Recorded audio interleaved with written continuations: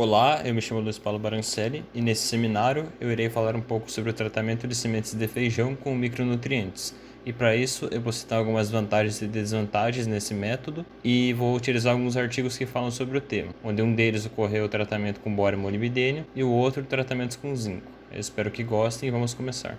Inicialmente, a gente sabe que os micronutrientes eles são elementos minerais que são necessários em menores quantidades. Alguns deles são classificados como essenciais e outros como benéficos. Dessa forma, o tratamento das sementes pode provocar um aumento na germinação e na qualidade das plantas, e consequentemente na produtividade.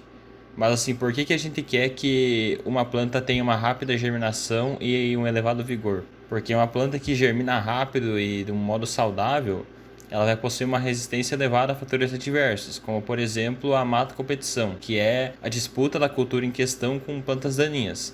Ou seja, esse rápido desenvolvimento vai evitar que os nutrientes e o espaço sejam tomados por plantas invasoras.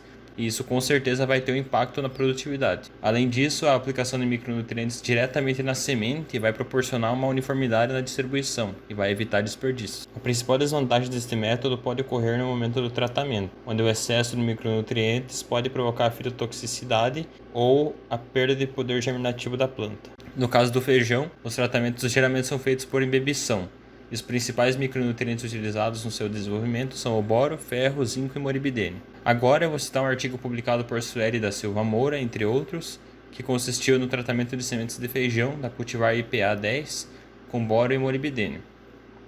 O boro ele possui uma grande importância no metabolismo e no transporte de açúcares das plantas, na formação da parede celular e na divisão celular, além de possibilitar a germinação do pólen, já que o boro impede a deposição de caloses no tubo polínico. O molibdênio, por sua vez, ele constitui enzimas que reduzem nitrato a nitrito, como no caso da nitrato redutase, e ele atua na fixação e no metabolismo de nitrogênio, e possui várias funções nas atividades respiratórias.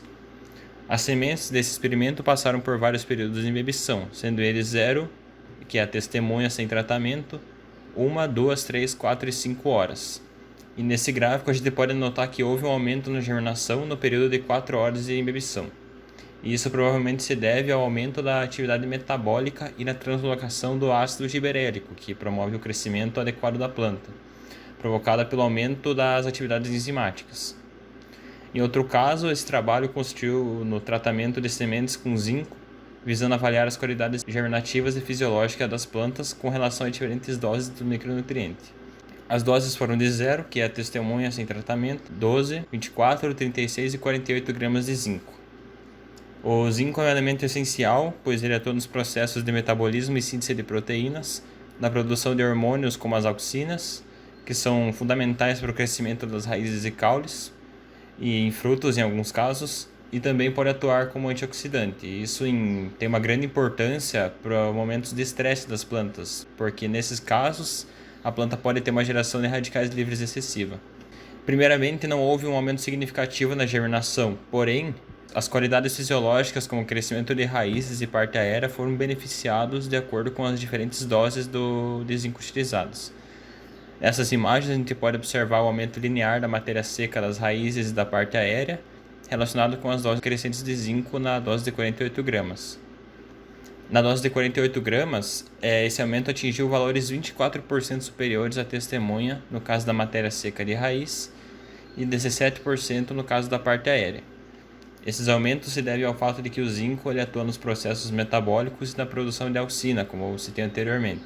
Além disso, os autores citaram uma redução nos níveis de molibdênio nas folhas, e isso possivelmente ocorreu devido à competição desses elementos por um mesmo sítio nas plantas, já que eles possuem semelhanças em suas características químicas, porém isso não afetou a produtividade. E como conclusão, a gente pode notar que o tratamento de sementes com micronutrientes pode sim provocar um aumento na germinação e nas qualidades fisiológicas das plantas de feijão, porém em larga escala esse tratamento pode ser complicado e por isso não existem muitos relatos desses métodos na agricultura em larga escala. A forma mais adequada e utilizada e conhecida de se obter um equilíbrio na disponibilidade de micronutrientes é manter o bom pH dos solos. Desta forma, como ainda não há um grande reconhecimento nesta área, principalmente nas questões de produtividade, a gente pode concluir que são necessários mais trabalhos que abordem esse assunto. Bom, o meu trabalho era isso, essas são as minhas referências para consulta e obrigado pela atenção.